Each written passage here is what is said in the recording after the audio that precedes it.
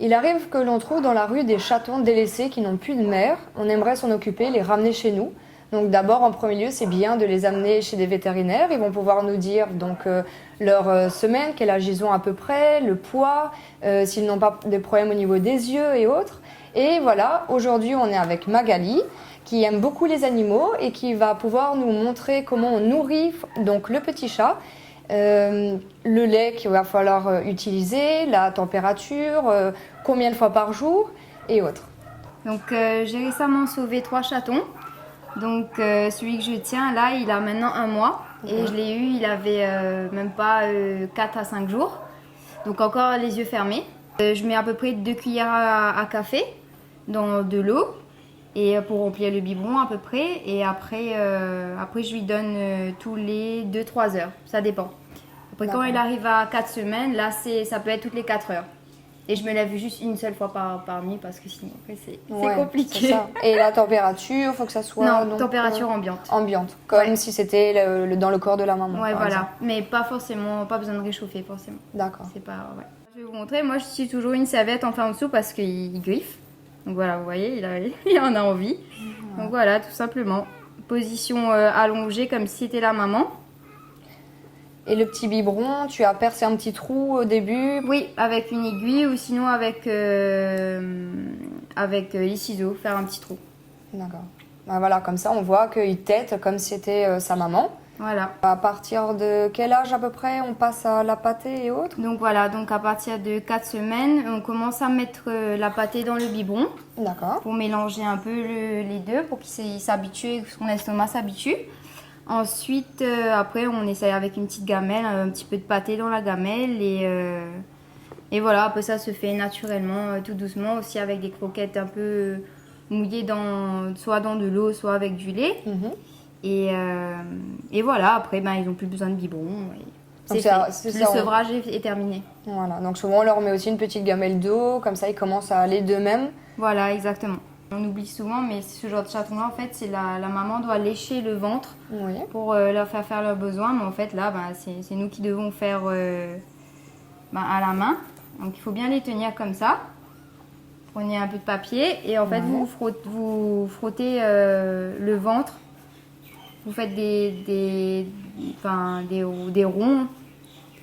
Et en fait, ça appuie sur son ventre et sur son sexe. Et en fait, après, il fait pipi et caca. Voilà, ça aide à la digestion. Et... Voilà, parce que sinon, ils font pas leurs besoins tout seuls. Ok, ça c'est intéressant. Dans les débuts. Après, là, ils le font tout seuls. Ils le font d'eux-mêmes. Alors là, on est avec un 3e chaton. Donc Magali va nous montrer comment on utilise la seringue pour le nourrir avec le petit lait. Et donc voilà, le petit chaton dans ses mains a... Quel âge à peu près? Combien de semaines? Il a 2 semaines environ. D'accord, donc on voit qu'il est bien plus jeune que l'autre qui est dans mes bras. Il a bien bu son lait. Donc là, tu as la seringue, donc montre-moi comment tu fais. Donc là, lui, il est assez faible, donc je suis obligée d'ouvrir sa bouche sur le côté en fait pour passer la seringue. Et hop, là, il ouvre. Et après, là, petit à petit, je vais appuyer pour qu'il boit. Voilà, donc c'est un petit peu forcé, mais il faut quand même qu'il se nourrisse. Voilà, je suis obligée. Je suis obligée de le forcer. Voilà, donc quand ils ne savent pas encore téter, c'est la seule manière en fait. Voilà, donc plus il va grandir, petit à petit, après tu passeras au biberon. Voilà.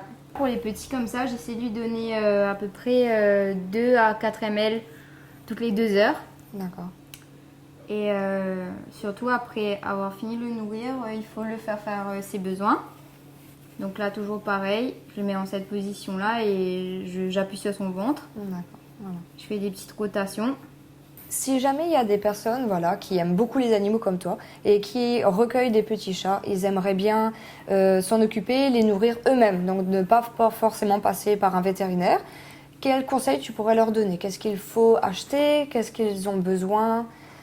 Donc dans un premier temps, faut les mettre, faut déjà avoir un carton en fait sous la main. Moi je mets du papier journal, voilà. Ensuite il faut acheter donc un biberon, le lait maternel pour chaton, et ensuite le sérum physiologique parce qu'il faut toujours nettoyer leurs yeux en fait quand ils sont petits, et parce que c'est la mère qui le fait normalement. Et là du coup, là, c'est le sérum, ça aide vachement pour nettoyer les yeux. Dans un premier temps, il faut avoir tout ça sous la main, quoi. Donc généralement, tu prends un petit coton, tu mets le sérum Voilà. et tu le fais sur les yeux du chat. Exactement, ouais. Comme si la mère le faisait. D'accord. Ouais. Alors, on a fini de les nourrir. Et quand ils sont sevrés, qu'est-ce que tu fais? Tu peux pas tous les garder forcément, hein, donc on voit que tu as un énorme cœur, tu adores les animaux, tu en ramasses pas mal, mais qu'est-ce que tu fais après? Tu vas voir des familles d'adoption, tu cherches quelle personne pourrait donc l'adopter, est-ce que tu choisis toi-même? Donc voilà, explique-moi. Oui, alors je cherche toutes seules les familles adoptantes parce que je préfère quand même vérifier par moi-même. Et j'ai certains critères. Donc déjà, je vois l'habitation en elle-même, comment est la maison, si c'est un appartement, une maison, s'il y a une clôture, une rue à côté, est-ce que la famille a d'autres animaux, des chiens, des chats, est-ce qu'ils s'entendent tous bien, est-ce que la famille a de quoi nourrir le chaton correctement. Tout le matériel qui va avec, bien sûr, il y a les jeux aussi, il ne faut pas oublier. Je vois aussi donc au niveau vétérinaire s'ils vont faire tous que ce soit vermifuges, vaccins et surtout la stérilisation. Donc voilà, si tous ces critères sont acceptés par la famille et que je vois qu'ils sont vraiment des personnes de confiance, donc là j'accepte. Ouais, donc ça c'est l'idéal. Ouais. Je te remercie beaucoup Magali, donc c'est super de nous avoir présenté comment on fait pour les nourrir avec le lait maternel donc, que tu achètes. Et donc c'est super d'avoir des personnes comme toi parce qu'il n'y en a pas beaucoup qui vont à chaque fois ramener le petit chat à la maison, les nourrir et après trouver une famille. Donc c'est vraiment du temps pour toi. Ouais. Donc ça c'est super, merci beaucoup. Si vous avez des questions ou vous voulez faire adopter des chatons que vous avez recueillis chez vous, n'hésitez pas à nous envoyer un mail sur notre adresse info@animalworld.mu. Merci beaucoup et à la prochaine!